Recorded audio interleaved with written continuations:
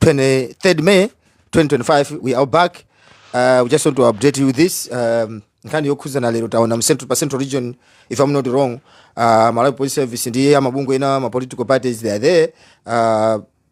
Kala ni ma peaceful demonstration kuyenda ulendo wanda walamene akuti sakufuna mchitidwe amene ndi campaign kuti panthawi ya zisankho posazachitike ziwawa, right? But first of all, before I start my topic, we want to advise or tell President Chakwera himself, if he wants to be voted again, if he wants to protect the throne he stole in 2020, then he must bring Chilima, the vice president, right honorable, back. Once he brings back Chilima alive, then we don't have problem with him. We don't have issue. If he wants to be voted again, he must bring Siddiq Mia, right? And those who were involved in airplane crash in Chikangawa, crash ya Chilima, those 8, including my Bagiri Muluzi, you must bring back all those people who were assassinated during your tenure. Then we don't have problem with you. Komanso, Malawi Congress Party, we have to know this. You had assassinated a lot of innocent citizens since 1983. We haven't forgotten yet. You have to bring back those people who were assassinated by your leadership called Malawi Congress Party. If you bring those people, we don't have problem. Then Malawians will vote for you. Where do you get the strength? Saying good moment and we heard President Chakwera Kumana Zona Gudi, I'm not going to be removed. President Chakwera, who are you to tell Malawians that you are not going to be removed? Who's going to vote for you? Are you going to vote for yourself, or your wife is going to vote for you? Monica Chakwera, kapena mwana wako Niki Chakwera, is the one who's going to vote for you. If you to go guti, Malawians have rejected you. They don't want you. So mkamani nazo naguti, no one is going to remove you. You are not the Malawi Electoral Commission. Yes, we know that the one who's presiding the elections, or who's going to chair the elections, is your own sibling or tribe member or party member or your daughter, right? Because daughter wa John Tembo is also your daughter. Mission yani mena na kusankira ni kuti mukhale a leader wa chipani cha Malawi Congress Party. Mmachiziwa chipakati pa inu ndi a lady John Tembo, right? Ndiye mukamani nazo na kuti tikuzowa kuti kunyangwa chifukwa kuti kumene kutakula ati ana bero ati ineyo palibaza ndi chose yayi. Iweyo Chakwera ndi ndani kuti ukauza Malawi kuti palibanga kuchose? Komanso iweyo Chakwera, why are you insisting to be there yet you know that you have failed? Tell us, where do you get the strength? You failed to fulfill the promises una ulonjeza Malawi. Lero ukunena kuti akuvotereso. Mphamvu kuzitenga kuti. Where do you get the energy? Mr. President, we don't need you. Malawians have rejected you. Zopinions zimene tikukuma nazo moyendamu ndi chifukwa cha uchisiru wa president inu Chakwera. So if you want to be voted again, please do an honorable thing. Bring Chilima back. Usamaona ngati kuti imfa ya Chilima Chilima ndi wawa ye. Komanso musamaona ngati kuti Malawi anayiwala za imfa ya Chilima. Imfa ya Chilima Malawi sanayiwale. Tifuna tikuzenzera president Chakwera.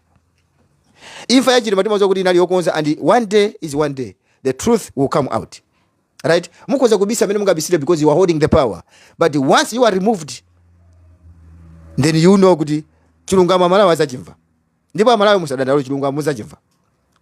Ndiye ifeyo tikudziwa kuti pomuka kamiza mayo chakuti akhala mana paja komanso asalole kuti apangidwe audit.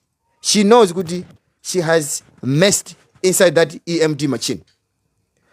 This EMD machine was used in Mozambique, was also used in the Philippines and some other countries. Even in the United States, we are talking about the superpower, USA.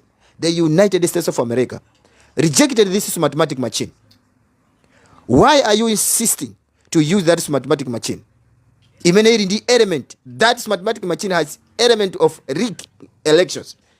So why are you bringing this agenda? No, we want this. Yet my political party, they are telling you openly. Mukumani nazo nakuti ifeyo andala watu anavomereza nazo kuti pangezi. Iwe, if ingat andala anavomereza nazo nakuti agrees chilo mathematic machine. we would have seen them muted.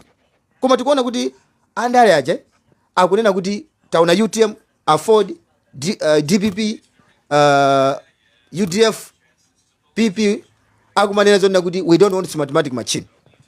Iwo atakha kuti anavomereza zimene mukunena zonna kuti awa anavomereza anakalola o bweza kumapanga sopokoso kuti tisagwisa chiro mathematic machine.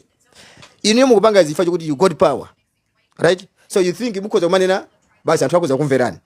Tilekere pamenepo imene yajakwera. So chakwera, if you want to be voted again, please bring back Chilima alive, bring back Sidik Mia alive, bring back Medi back, bring back anthu ena amene munapanga assassinate mbuyo mukabweresa anthu amene ndiye kuti inu ndine ifeyo ndife tienda mwatawatawa. If you don't bring those people back, forget about it, forget about your vote. We know kuti you have already planned kuti you are going to fix this election, and this election has already been fixed. But let me tell you, Malawians are not stupid. We are watching every step that you are taking. This thing is not going to end well. If you think that you are clever, if you think that you are the only one who are clever in this country, Malawians are going to show you that they are the ones who are cleverest than you, Mr. President.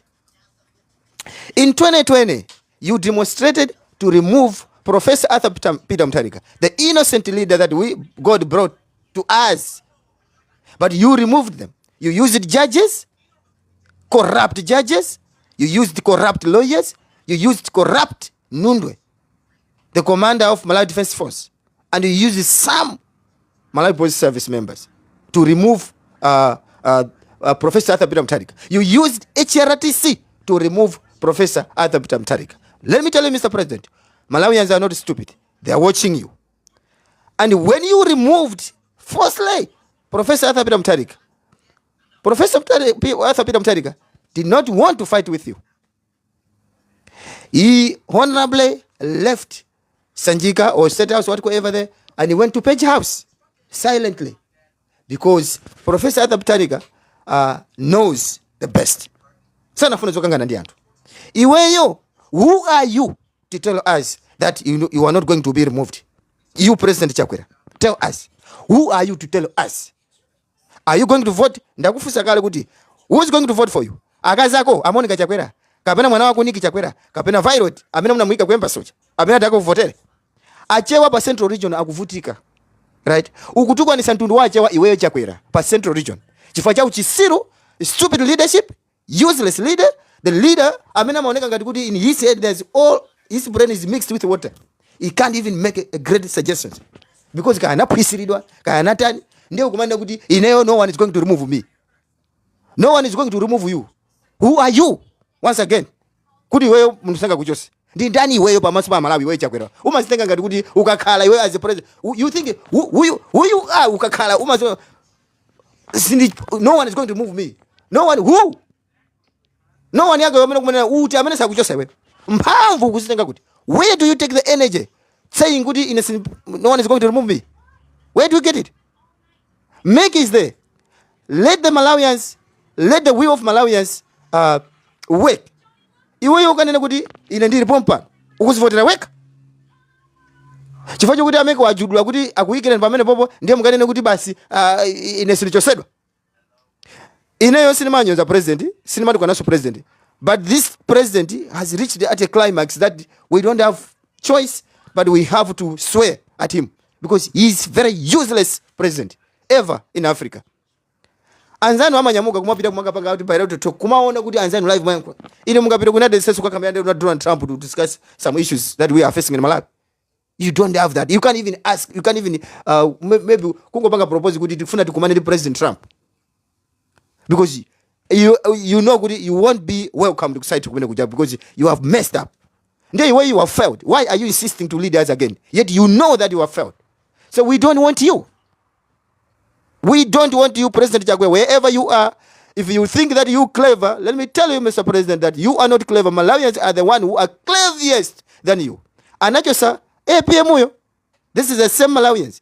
They removed the guy who went to school, well-known schools, well-known universities. The universities, I mean, adding my reputation. in USA, in Europe, right? We are saying professor, the one who had been teaching at the University of Law in Washington, well-educated leader, brought to us. Malawians voted that Professor Arthur Mutharika out in 2020. Of course, it was happening by force because Amalawi munapangira zochita kuti mumuchose Professor Arthur Mutharika. Ndiye munthu wophunzira bwino ngati amene jayo ndikumuchosa ndikuyika mbalame ngati wewe mbuzi president chakwera. Ni wewe wakoma chotani? Munthu oti palibe chimene umadziwa zoti class moso PhD unaipeza kaya bwanji zokayikisa munthu you are failing to perform. Anacho anthu wophunzira bwino. Iweyo ndi ndani kuti ukatiuze ife kuti sindingakuchosa. Sukulu yako napita nayo potani. Munthu ona kuti we can't even respect you. We are failing to acknowledge your leadership because cha uchisiru kulamula mopepera ndio kanene kuti ine simulichosa. Akulu mphamvu mukuzitenga kuti achakwera. Ati kuaitana media anu ati media chantana and all this kumatoka sete pa Facebook. Kumalemba sete pa Facebook. Kumanyoza anthu ophunzira. You know, pali limit. Right? Iweyo chakwera no matter what, you will never reach the point many APM anafika. Never. Even Kondwani Ngwira once said, tell me one of the leaders in Malawi who is educated more than Professor Peter Mutharika. Nobody came in front to show good this is a well-educated leader than Professor Peter Mutharika. Kuma Malawi namuchosa ophunzirayo. Ndiye mbalame ngati wewe mbuzi ngati wewe amene ukulephera. Iwe Peter Mutharika ya maesesa. Amaesesa Peter Mutharika. Ndiye Malawi namuchosa wesesayo. Iwe palibe chimene wakwanisa kumakukaka mirambi kaka chimene kukakamira iweyo ndi chani? Ufiti. Achakwera. Ufiti. Koma hivi ni ufiti kama senga kama kupita kwa samba nyanga kumene kaka mukuvula mukumanyera zimabi kumaja mabiyanu chone kukwima kumene koko zinsupa zili kuti ati inazani votera Malawi. Malawi sakuvotera ni yayi. Ngati ukasamba super Malawi sona akakusambira so super. Ntifanya kene if you think that you are clever, once again Malawians are cleverest than you. You are not clever, Mr. President. You are going to be removed. Right? Let Malawians vote talk. Not zoti kubwera hapa kumana kuti ine sinichosedwa. Ndipite kwa Malawi Police Service. The source of this violence we are having in this country, the source of this chaos that we are having in this country, it is because of Malawi Police Service. Why am I saying this? And why are some Malawians are failing to criticize Malawi Police Service? It is because this Malawi Police Service the puppet of President Chakwera. I never heard in my entire life, I'm over 30, but I never heard Gudi Malawi Police Service, Malawi politics. It is only Malawi you see, Malawi Police Service is involved in politics. How can you allow a member of Malawi Police Service joining politics? Ati afuna kuimira MP. Munaziona kuti zimenezo. Kodi constitution ya Malawi Police Service imati chani? Popanga recruit anthu kuti akugwira ntchito ku police service. Kodi constitution ya Malawi Defense Force imati chani akamapanga recruit bene kujamanira kuti sili kufuna ma politician kono. But we are seeing leadership ya President Chakwera akumatenga anthu kuti ati akaimire MP koma wa police. And zimene zikuchitika mayola mwali kumene koko. Now, in Malawi Police Service, I've been saying this. This organization called Malawi Police Service has to be shut down because it has failed to perform. If you takati kumana kuti kati Malawi Police Service ndiye kuti kumapeto kulimawo kuti service aziti pasa first service. Koma zimene what have you done so far is senseless. We can't even recommend you. We can't even rate Malawi Police Service. When you say kuti Malawi Police Service are our relatives, Malawi Police Service ndi achibale athu. Ubale wake a police ndi abale athu. Police officers are our relatives. You are not our relatives. You are related to Malawi Congress Party officials, not Malawians. Because someone ngati kuti vesi kuona pia. Koma someone ngati kuti mungati pange mute. Kuli IMCP thugs, Malawi Congress Party thugs. They are hiding mu uniform ya Malawi Police Service. Ndinakuza kuti anthu onse amene akumaombera they are professionals for Malawi Police Service. Right? Munthu onena kuti is not professional. Azi wabwanji kuombera futi. Azi wabwanji ngati sana posisidwe. Right? Ndiye ndinani nazona kuti muziko munomo mayola makamana nazona kuti ife tukulesa we not gonna tolerate chaos and demonstrations. If you are threatening or saying that we are going to see the blood during a protest or demonstrations, then we are not going to accept your letter, proposed letter kuti mukufuna page mademo. We're not going to accept that. Let me tell you, Inspector General of Malawi Police Service. So far, you have arrested nobody. chaos wonse violence wonse killing injuring pa central region zimeza kazi machitika. You haven't ever come out kumatuza zona kuti ndapanga izo. Munani nazona kuti we have arrested or apprehended some of the people who are involved in that crime. Komano anthu anakuzana kuti tione send those names, those people who are apprehended, tione send mu newspaper, a National sanalembe, a Zodiac sanalembe, a Times sanalembe. That means the Times don't have information. We can't blame newspapers, we can't blame Times, we can't blame even National or Zodiac because they don't have that information. Sumuna apasa information zona kuti anthu amene amangidwa ande awo. Because Zodiac imatenga information mene mwa apasa kuti this is what you have to write. So sangalembe information pamene alibe. Anthu amayenera kuti tilondoleze nkhani kuti anthu amangidwa aja ndi awa, anthu akalo ku court lero, we wanted to see their faces. So that means tukukhala ndi criminals. We are having criminals in the central region. Right? Mukukhala muside, ndio unaona kuti you don't even know who is your enemy because even today you can say something that is not praising President Chakwera. Tomorrow you see somebody is going to break your house and steal some stuff there or kill you also. Just because you are not part ya Malawi Congress Party.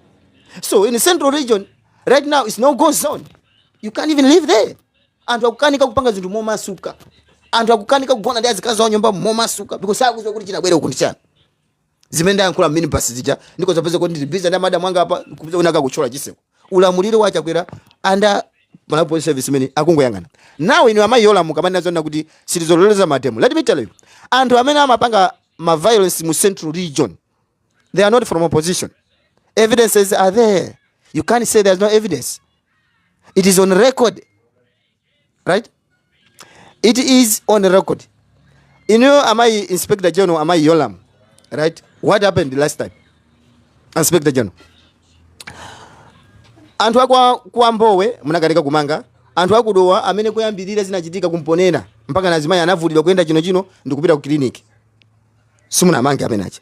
Anthu munyamuka kupita kukathawira ku police uja amachita kuuzira zina kuti no.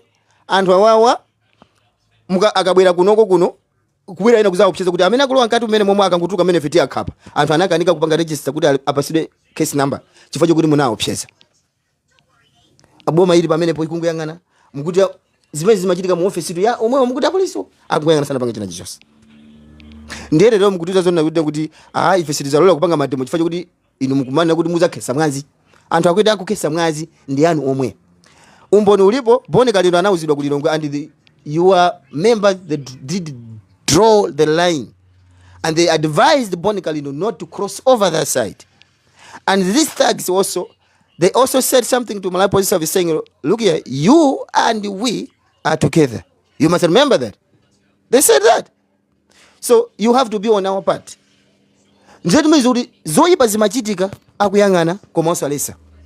Ndiye mukamanena kuti akuti mukukhazikisa ntendere. Ndijani, you are defending, you are trying to defend President Chakwera not to be removed. Let me tell you. Kodi chimene chimapangisa chaos ndi chani kapena violence kapena anthu kuphwanya mulongo munja kumenya ndi chani zimachitika ndi chifukwa kuti kulephera kwa leadership. The main thing ndikuza kuti the main source yo violence atu Malawi ni Malawi Police Service. The main source yazo sije because ikulephera kukhazikisa chitetezo. Kuwaonesa Malawi kuti kugwira ntchito mokomera inuyo. Inu ndo sibungo lanu kuti ndi bungwe lanu munangokhala kungochuka kwanu ka umachokera boma liti unangobwera basi kuti kukhazikisa bungwe ndi bungwe ndi la Malawi awa. So iweyo ukuyimira muzina la Malawi. Iweyo utati wachoka takuvula uniform yo takuti chili chose takulanda pamene ulipo kuti choka uzipita uko utenge zovala zako sipira uzipita kuti iwe ni munthu wamba. So that means iweyo wavalano chima Amalawi aja amene chimene wavalajo wavala Malawi. That means ukuwapa ngati represent Amalawi. Chimene wavala iweyo chiwe ngati wa Malawi Police Service chimene wavalacho ndi uniform. Uniform imene wavalayo ndiyo kuti wavalano ngati flag ya Malawi. Ukuwayimira Malawi. Ndio uchisiru wanu mukupanga mukuzwa zona kuti mwavala flag ya Malawi chakuyiwala kuti kodi mukamalumbira kuja malumbira jadi malumbira jina kuti flag tavala iyi tikuyimira Malawi aje nditikateteza Malawi aje inu simukateteza Malawi tanduze ni Malawi uti amene watetezedwa pa Central Region ziwawa zikamachitika mmapanga twist story kumanya kuti izizi apanga ndi ya DPP. How can somebody damage his own party property? Mene mukuyizira mini basi manager is very expensive. There is a message mena abaliki muza analemba kunena kuti munapereka ndrama kwa maofisa akudowa kunena kuti nkhani iyi muipange twist musalembere kumena position. We get that information. So mzamana ngati kuti ife ndiopepera kuti tikamba kumanga anthu muonaso. Inuyo mukulephera kugwira ntchito yake chilungamo ndipo anthu akutukwanani. Uchisiru umene mukupanga usumayena kuti uzichitika pakadali patikuyandikira zisankho yayi. Anthu ngati atabwere kugumula ndi kuwotcha mdziko munomo apanga zimene zichifukwa chokuti kuti inuyo mwalephera ngati ogwira ntchito kuchitetezo. Ndiye pamene papo you have to refocus, reset, right? If you fail to do that, you must expect the high tension during these elections, and you don't expect that you're gonna stop these Malawians from doing demonstrations. You will never stop them because you know they are many more lepera. Now, on this point, kulinkani onena kuti kuli smartmatic machine. Amene ana perontali manja, ama yankula motumbwa. Umaziwa inendi Malawi yeti. Excuse me. Muntu amene ama yankula monyodogola. Tima muona kama yankula bankopi. Amene timaziwa kuti akunyodogola. Mulika mwano inside her brain. She feels superior. Kumaona ngati ena agaja na makape. You understand? If you follow her properly, mukaona live stream ija, ana perontali majamani akuti iwo akuti afuna abwere ma external auditors to audit MDE machine, EMD machine. What do you want? What do they want to bring inside that? Ngobe yawo jamgayangana amayangana muti munyodogorwa kusunza kuti she's carrying something in her brain. She has been propagandized by her late father and her late party's officials. Because the MCP dead long time. 1990 something there. Enough time manager. So Japan jiji nchone kuti chinafa kalikali ana chizusa nda Chilima. Ndipo ndimamva chisoni kwambiri kumuna kuti Chilima anakumenyana nkhondo lero munamo paso. This mathematics machine jandi manage abweresa chaos ya Malawi. Let me tell you. Ngati muziko munomo mudachitika zinthu zopsa kwamba zichitika chifukwa cha mathematics machine. So fix that issue of mathematics machine. Ndaona ku Mount Sochi. Apake anaita ni Sasoka. Apake aja, we know some of them they are authentic, some are not authentic. Alright? We ita ni meeting akulu ngati amene je kumaspenda kumene taxpayers money kupita kumene kuja kwa ndukala kumene kuja kukakambirana ku Mount Sochi. And you come up with nothing. Because tikaonesa tikapanga follow up nkhani jabono bwino palipo picho chimene cha kuonzedwa. The main issue was not like stopping violence or whatsoever during elections, but the main issue was to stop mathematics machine kuti isagwireso ntchito.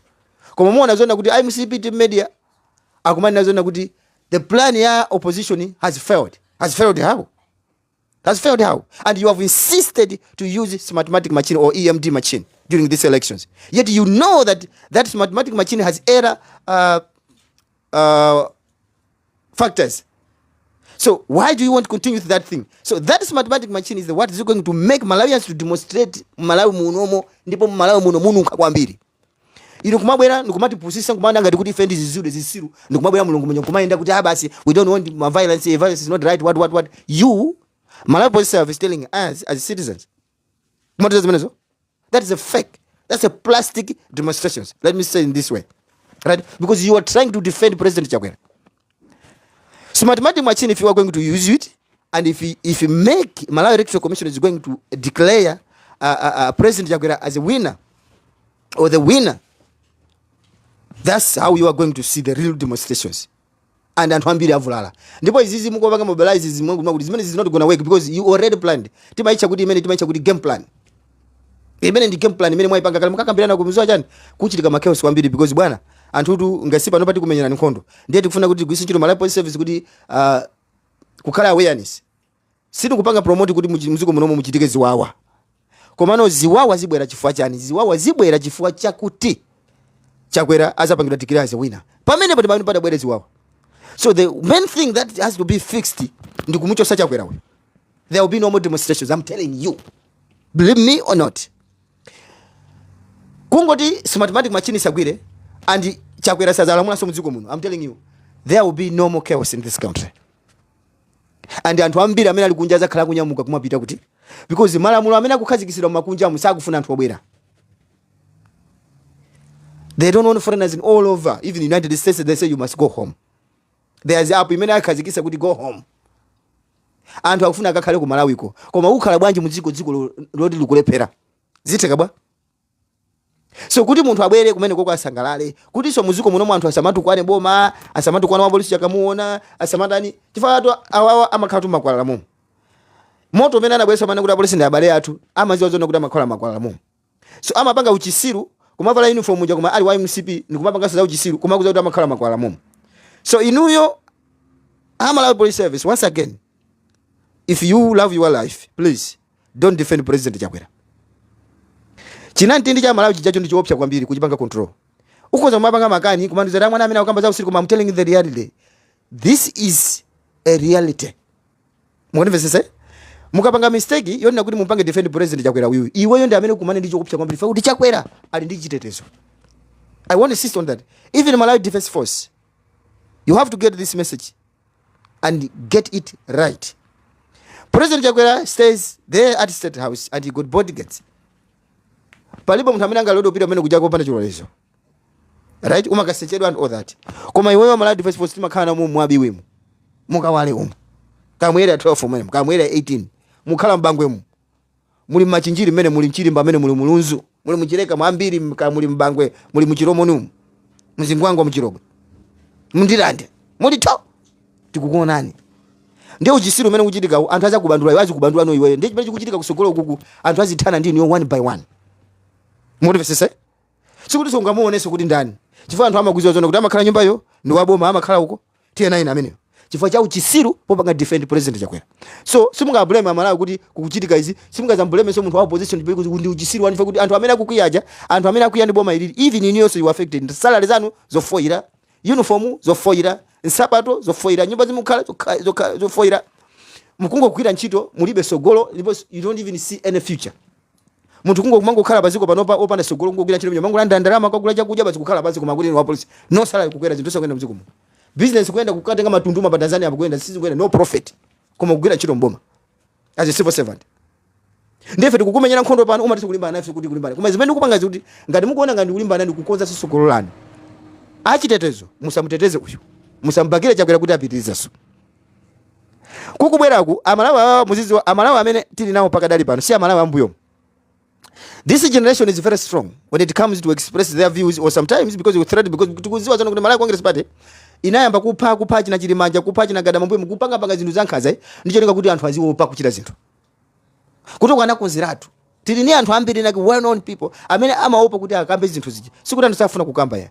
Panopa even munthu akuopa kuti apange express ma views yake popa kuti make izamba ngati disqualify. Anthu panopa zimene akukambirana pakadali panopa anthu ambiri akuchita mantha kuti ana berontali manjaza panga declare kuti anthu ambiri aku position asazawine zipazeni zisango za paujeni za aphungu. Makasala ambiri amene ali ku position asazone ndipo panopa anthu anakukhala pe kuti azati panga disqualify. What kind of democracy is that? Muntu kumakanika kupanga express just because just go pa South Africa pompa male mama khala live pa nyumba izi mawalesi za boma. That's a powerful democracy. Our democracy is dead in Malawi. So we want it back. Akamulepo Kaluwa is being threatened. Mwana zimene zanembedwa zichi ndi ajumbe. Akumopyeza Akamulepo Kaluwa, the founder of democracy. Mama opyeza timupa. What kind of democracy is this? Ziko la Malawi in books is a democratic country, in books only or on social media. But when you come background, Malawian country is not a democratic country under this President Chakwera. This is one party system. The dictatorship we had in 1980s, 1970s is now back. Muntu kumachita kuopa amwene kuti ndajaja kuti munaona na Julius Miti atalemba kuti amabwera ka chisimo chawo kuti ndautunga ndaugwira kuti ka a Julius Miti ndiye nkuzani nazo na kuti akukanika kuti apange acknowledge the person who made the food. You know why? Because the person who made the food, that restaurant, if you are going to acknowledge me or to rate me or to credit me, tonight they will break my restaurant and I will lose my property. So please don't acknowledge me. What kind of democracy is that? Ufulu muziko munomo mulibe. So if nobody can call upon, we are not only defending Malawians, we are also defending our democracy. Right? Chipani cha MCP ma policies zao amena kazikisa because you must remember good constitution ya Malawi Congress Party, there is no democracy there. Go get that book and read it right. You won't get anything talking about democracy, what? They don't have democracy in their constitution, Malawi Congress Party. Ilibe. So, if you are going to do what is going to happen now? They will bring one party system, even if the other side of them. This is Malawi Congress Party. Munaona akulu aja akunena kuti weka bambe will show you. Did you watch that video clip? What's moving around on social media? Kabamba will deal with you. Akuti there's a head on coming on. There's a hold on. Iweyo titana nawe. That is speech. No any organization, no HRTC, no any human right, no any Malawi Police Service criticized that speech. Komanga nakala kudana yankula anali jisalo kadana kuti iya Malawi Yola Inspector General of Malawi Police Service has criticized that kuti zimene jasisabu napanga condemn. Mwamene ujayo kukanika kuti mwazuzule kuti kuyankula kumene kuja usiku yankula kwabwino. Mwakanika. Under President Chakwera yonso maswali tuzu. Akukanika kuti anene kuti zimene muna akamba za akulu achipani simuna yankula zinthu zabwino. Ndifuna ndikuwuzeni kuti I'm a professional truck driver. Right? Zikabwera nkhani yonena kuti head on. Ngozi ya head on ukafunsa unalesa amene amayendesa truck pansewu. Kapena gali mutena iliyonse. Amene ali driver, we talking about the professional, so don't amene agula ma license. Tukamba muntu amene anapita ku school ukapoza driving ndikupita so ku defending studies ukaona kuti how can you defend yourself pakakhala ngozi as a driver. For the driver so nali amafuna kuti aziteteze. Ngozi yopya pa dziko lapansi pano pa makamaka ya pansewu ndi head on. Head on sipamapulumuka munthu. Zimene amatanthauza amene aja kuti zina lawo ndani amene amanena kuti we are going to face head on ndi kabambe. Head on soja kuti afuna kupha kabambe ucha. You see? So mabungwe eti nawo zipanja anthu kukanika kuzuzula zimene zijazo IMCP kumakhala basi Malawi Police Service ndio kumanena kuti tikufuna ntendere wako wachana. You think that's why amanena kuti Malawi Police Service should not think that we are stupid or Malawians are stupid. Are not stupid. They are watching you. Every step that you are taking and people are writing panoba kumalemba generation in generation yovuta kwambiri sikudunga kuchoka kujako kudunga ipusise ya. No. Kale nthawi yaka muzikunali ku media and people we are not using the media. But now every step that you are taking we are following it. Kamulepo kaluwa mamuopyeza. Just penge mtumbu kauchokera kumpoto. Right? Akabamba mkwapyeza chifanye kuti watenga chipani cha UTM. Ndiye mukuona kuti ndi threat. So mdziko muno mufuna mungo pa wina aliyense. Ndifanye kuna kuti stop killing innocent people. Save our leaders. People are now scared to join politics because they will be killed. If you are not strong enough, you can join politics in Malawi right now and start kumapanga criticize Chakwera. People are forced to join MCP. Chifanye kuti akuopa kuphedwa. Adausi tu aliniza mbili zote akonzata kuyankhula. Koma Dausi akuopa kuti aphedwa ndi ulamuliro wa Malawi Congress Party. Brown mpingajira sikuti ndikufuna kumene kuja anthu aja kuopa kuphedwa. Ndi chipanichi cha Malawi Congress Party.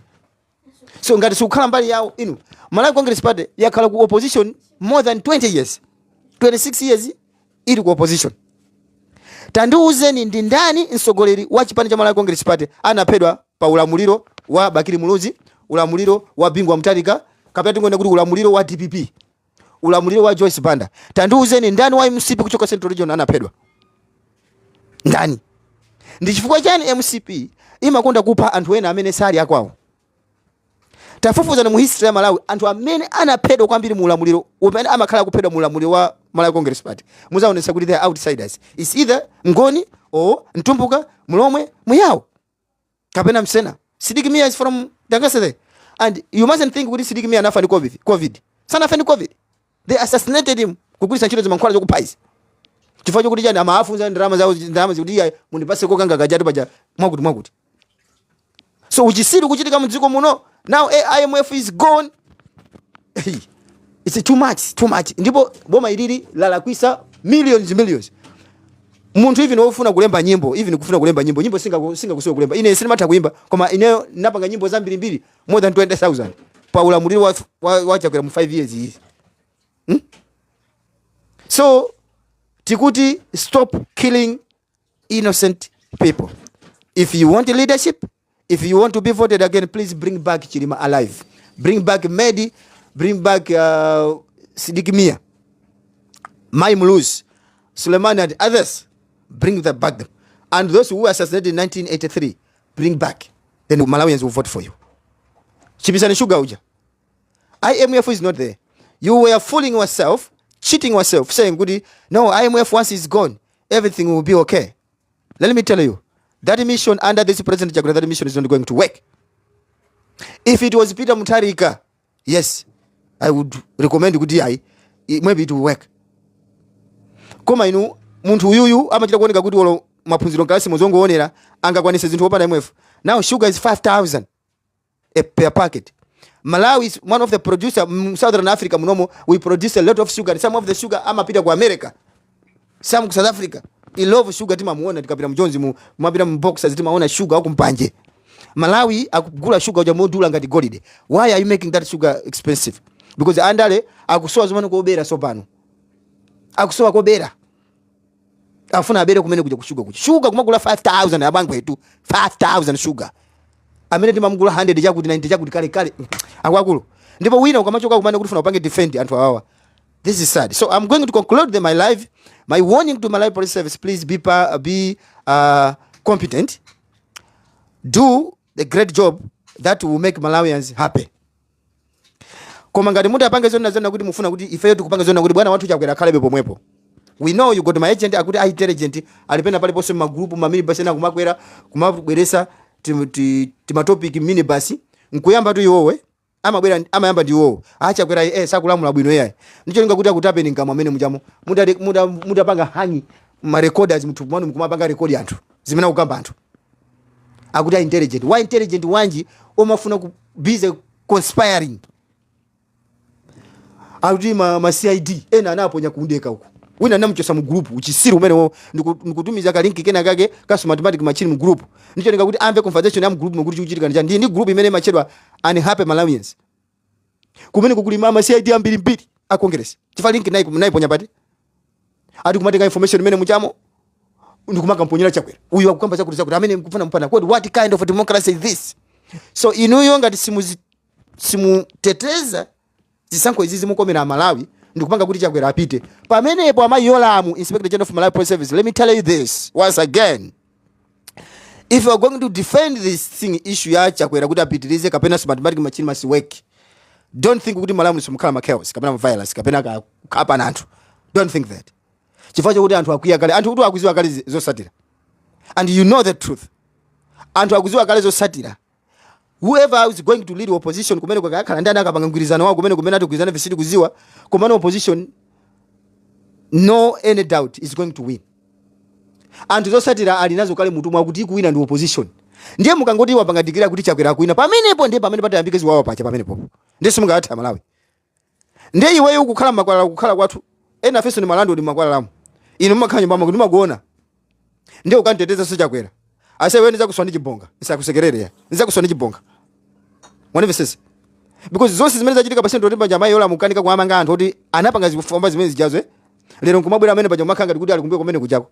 Bonika lino mwampweteka bweteka kumanga amanga pakati apa. Anthu kuti achite matemo mlongo kumachita kukanika inu.